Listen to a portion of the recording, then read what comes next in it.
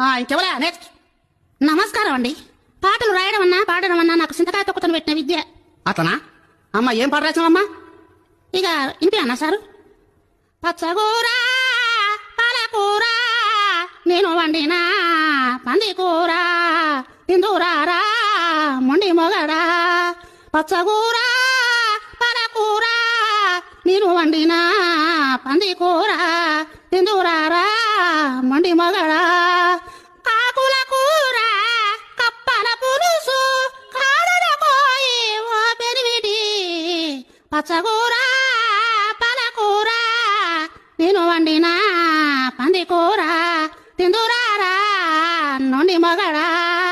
ఎట్లున్నాయి సారు సపట్టు కొట్టవైతివి? మీ ఇంట్లో అనుకునే కూరల పేర్లన్నీ ఎంతో ముందుకు రాసినామమ్మా. గిసొంటి పాటలు నేను వచ్చేంత వరకు చూడాలనుకున్నా. మంచిగా రాసినామమ్మా. ఇక పాటకు 25,000 ఇస్తా అంటివి కదా, ఇంకా పైసలు ఇస్తే నేను పోతాను. ఆ పోరగాన్ని ఎడతారు కావచ్చు. ఇంట్లో ఏం కూర లేకుండే.